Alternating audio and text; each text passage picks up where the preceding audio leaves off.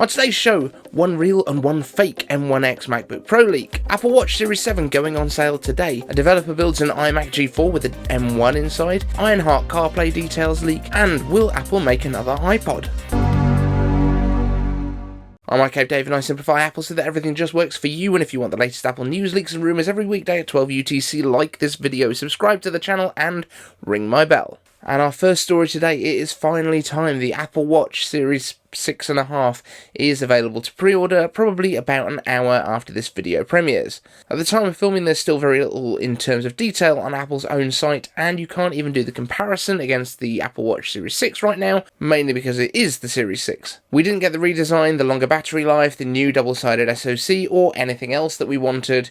We just got an even more rounder version of what we already had, which is apparently stronger because that's what happens when you make the display glass twice as thick. But you know, if you do actually want a facelift Series 6, probably best to get your order in fast because they're almost guaranteed to sell out really quickly.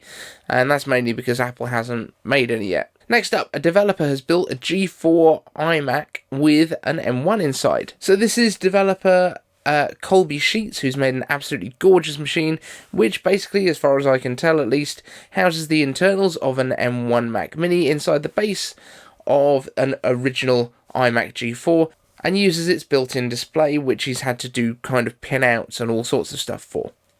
Colour me impressed. Now, Colby says he's planning to create a video showing the process and how he achieved this, so watch this space, because we will definitely be keeping an eye on that. Next up, Apple isn't happy to just control the entertainment in your car, because their expansion project, codenamed Ironheart, wants to access more and more, like AC, heating, and seat positions. Also, your speed, fuel, tachometer. Why? Because then Apple can more seamlessly integrate with everything else in your car and maybe, you know, let Siri take care of changing your temperature or moving your seats around for you. I'd be 100% down for this, however, it'll take a little bit more to convince the car manufacturers to give away that level of control to Apple or basically anyone else. So it still remains to be seen if this will actually become a reality. And will Apple make another iPod? They're unavailable at a number of Apple stores right now, so I asked you, the audience. And as an audience, only 25% of you think that it's likely, but it does look like Apple is low on stock of the current models, and this month does mark the 20th anniversary of the iPod's original release. So, will it happen? I don't know, but if it does, I hope that it'll really look a lot more like these renders from Apple tomorrow. And as I've said a couple of times in the past, if they do it, I think they're probably going to focus it on that spatial audio and lossless with a physical headphone jack. And finally, let's get on to our two M1X MacBook Pro leaks. So the first up is almost certainly a fake prototype that was flying around on Twitter yesterday. This one looks a lot like the current model, and we're expecting a much flatter design. Based on what we've seen so far as well, the round feet will probably be replaced by longer rubber strips that run down each side of the chassis. And in one more piece of evidence, the guy that kind of made this and shared it said that it wasn't real. So I didn't get fooled by this one. I know a few people on Twitter did, but I didn't. However, Twitter did get super exciting yesterday with a leaked screenshot that appears to be from an iPhone connected with a development verification test article of the new MacBook Pro M1X. And yes, the chip is listed as an M1X, it's running macOS 12 Seed, and it appears to be in Cupertino, in some big donut-shaped building, based on the location coordinates at the bottom of the screen. So this actually lists the chip as M1X, which is what we'd all been expecting, but it might well be a base model as well for the validation tests, so we might well be starting with 512GB of storage and 16GB of memory on these. And I think the 16 gigs of memory is pretty solid. The storage, I could see them still going to 256, but there we go. And now, could these screenshots be faked? Absolutely, they could be. It's not that difficult to fake this kind of screenshot. However, looking at it, there doesn't seem to be any wonky positioning or fonts that don't quite fit. So if it has been done, it's probably been done in Xcode or something like that.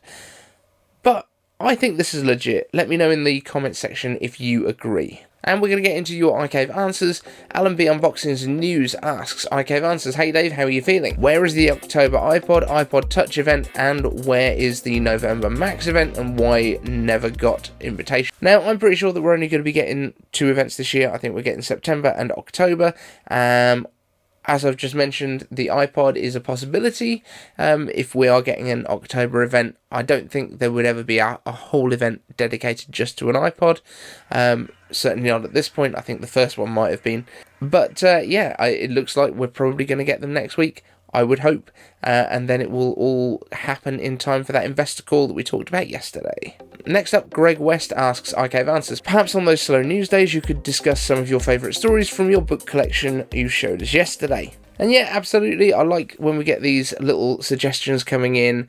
Definitely sounds like a cool thing to do, but for now, I think we're M1X focused. And Evan Rogers asks, Archive Answers, travel forward 10 years in time, what do iPhone and Mac look like from form and function? And that's a super interesting one. I think the best thing we can do is actually look back 10 years to see kind of how much change we've got, because I thought when we're thinking about 10 years in the future, it could be anything. We could be on Mars, we could be doing all sorts of stuff. However, when you look back 10 years and then forward 10 years, it turns out that not that much has actually changed massively in the past 10 years. So we had I think it was called the Unibody MacBook Pro, but it's basically the 2011 model that we're talking about here. We had the MacBook Airs, which I actually do have one of those.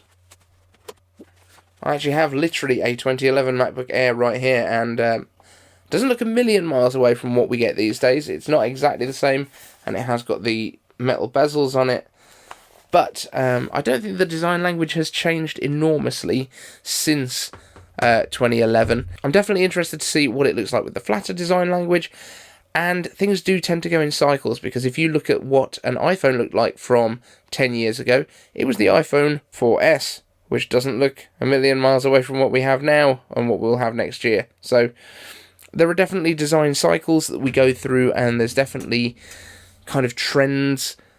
I don't know what we'll be looking at in terms of the iPhone. The iPhone itself has only been around for 15 years. Phones before that didn't look very much like the iPhone. As we said in the Steve Jobs episode, we were talking about how the look of the Samsung phones completely changed as the iPhone was released. So it's difficult to know. It seems like we've kind of slowed down on revolution in terms of design, and it's become a lot more about refinement. I do think we're going to be getting a paradigm shift fairly soon, probably in the next 5 years, where we probably move more to augmented reality and more to devices that integrate more rather than being a physical thing that we hold. And more than anything else, it will probably integrate more devices into one. It could well be that the Mac is actually something you carry around in your pocket as a part of your iPhone, and when you pop on your reality glasses, it just displays screens in front of you, and that's kind of how it works. Virtual screens, virtual keyboards, all that kind of thing. I think that's probably more likely to be what happens, because if we look at the iPhone over the past 10 years, it's just brought in more and more functionality from things that we used to carry around separately. People used to carry around a digital camera. Now most people will use the phone camera. People used to carry around an iPod. Now it's part of your phone. People used to carry around portable DVD players, if you go back a little bit further. Now video playing is generally through your iPhone or your iPad, depending on how big you want to go at the time. So I think that's probably what we will see, and that is really the only reason that I think foldable phones might become a thing, is because we're integrating what we would be doing with our iPad into our phone as well.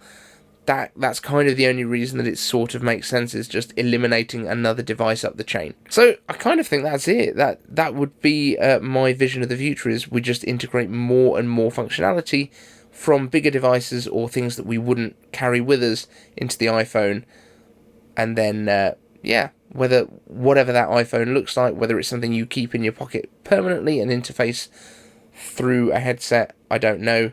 We will see. But a great question, and thank you so much for asking. And if you've got a question you'd like answered in a future show, don't forget, use #iCaveAnswers down in the comment section, and I'd be delighted to answer them. Thank you so much for watching, and we'll see you in the next one.